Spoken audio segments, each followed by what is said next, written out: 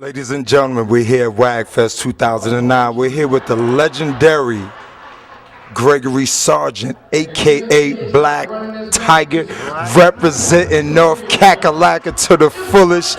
Sean Price, Neo Soul right here on deck. Hey, what you brought us today at WAGFEST 2009? I see you brought your latest hot piece, Aspirations of Love. Tell the world about it, baby.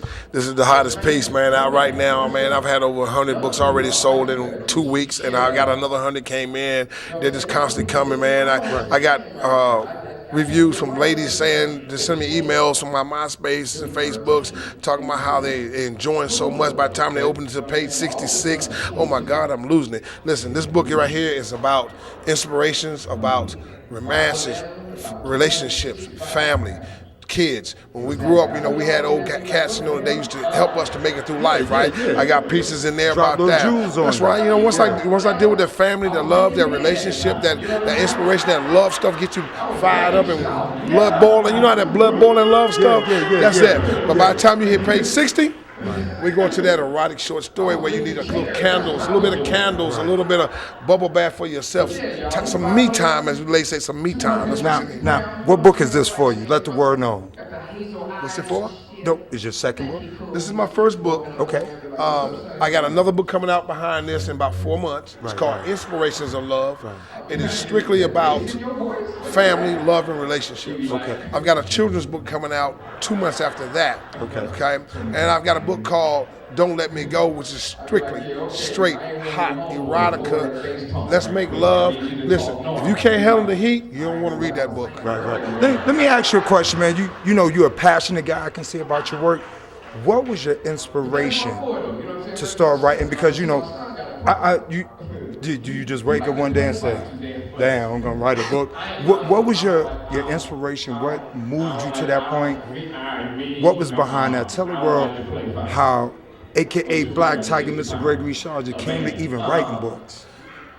I hated English. I'm gonna tell it like it is. I have a father that's the dean of college. My mother was a professor, and I really hated English. I hated writing, I hated reading, I hated all of that. You know what I'm saying? So, I went through life knowing that history, science, and all that stuff was my thing, but I hated English. Right. So when my father passed away 3 years ago on Christmas Day, it just destroyed my heart. It just tore me apart because I spent my entire life trying to be everything that he was. He played 1 year with Cleveland Browns in football, NFL. Okay. He was an educator, a helper, everything he did. I tried to do the same thing. Right. But when he passed away, it destroyed me. I just went into a shell. Right. But at his funeral, it took me a while to see it, but like 7, 8 months after he died. But at his funeral, so many hundreds and hundreds of people there that lives he touched. Right.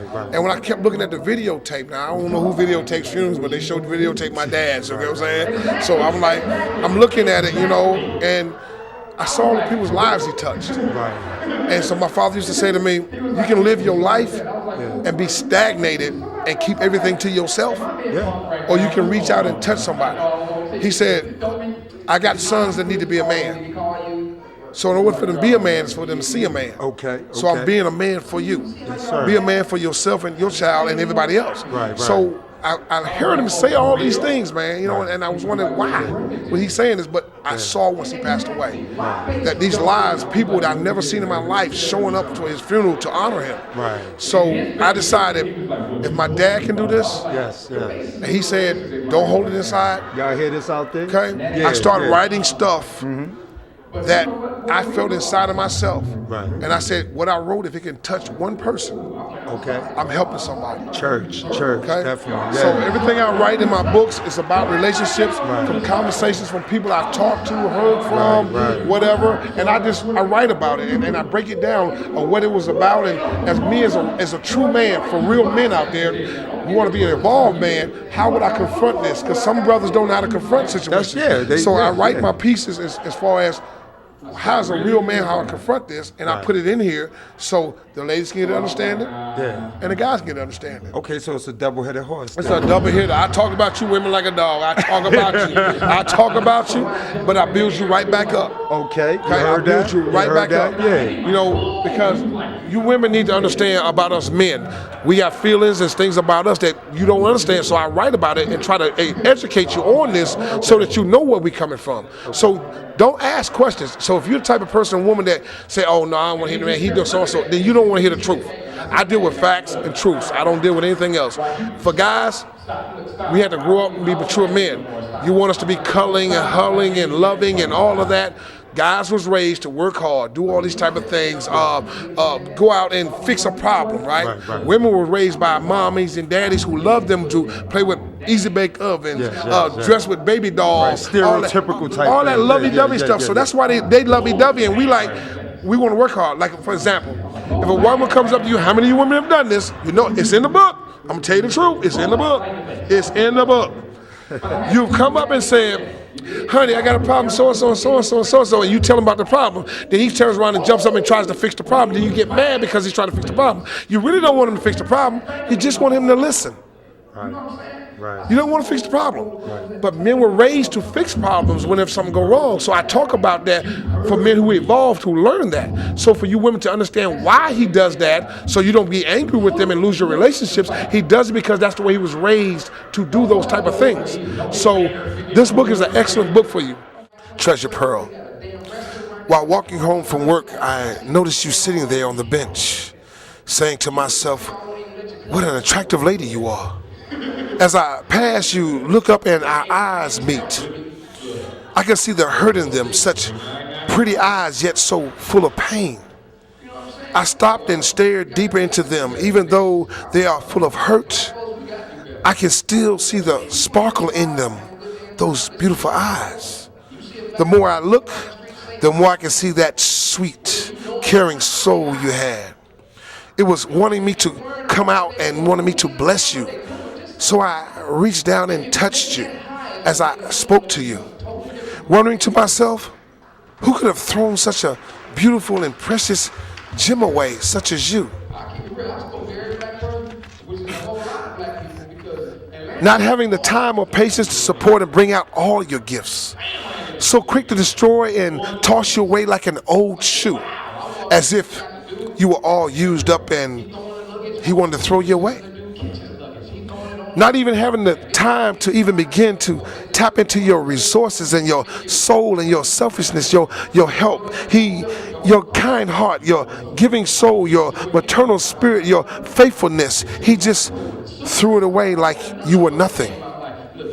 But most of all, your desire to give and receive never-ending eternal love. Your willingness to sacrifice all that you are for his happiness, only hoping to receive the same. I pity the fool that tried to destroy you and break your spirit, the one that discarded you like you were yesterday's trash, the one that made you feel as though you were nothing and he was all that. I pity the fool that didn't want to get to know you, the treasure that you truly are, the one who knows you were like, dismissed you like you were trash. You are a treasure pearl, one that any man would love to have. So I thank you, whoever you are, for not wanting to know her heart, for not wanting to receive her giving soul, her faithfulness, her maternal spirit. I thank you for setting her free so that I may receive all her blessings. I'm going to be the man you didn't want to be. I'm going to be the one that God wanted her to know and cherish. I'm going to set her spirit free to fly and achieve all her goals and dreams. I'm going to love her like no other man has ever loved her, even loving her mentally. I want to let her go, let her spirit fly free so that she can be the woman she wants to be. You see, this was not trash that you threw away. It was a treasure pearl. Yes, a treasure pearl. A treasure pearl that any man and anyone from any kingdom would love to have. A treasure pearl that the whole world wants to see. With a little sparkle of light left, I have my tools to repair her. I will have the patience you didn't have. I will work and stand by her until her shell is completely gone. See, she was closing up, but I don't want her to close. She's a special treasure pearl. So I'm going to open her right back up. I'm going to be a real man, a true man. I will love and cherish and polish her. That beautiful pearl that she was holding inside for me, I'm going to polish it. So I say to you who threw her away, thank you. Thank you for my treasure pearl, because this woman is not trash. She's a beautiful treasure pearl.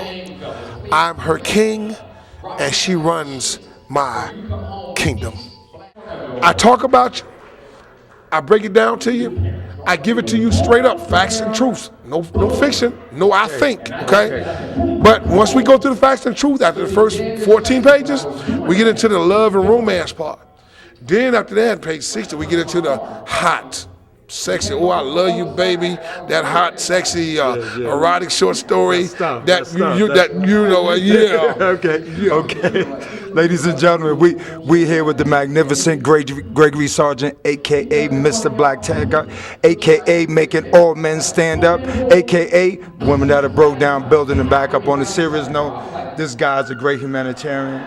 This guy's a great author. This guy's a great person. I'm privileged to interview him. Sean Price, Gregory Sargent, aka Black Tiger. Black Tiger, Neo Soul. Thank you, brother. All right, brother.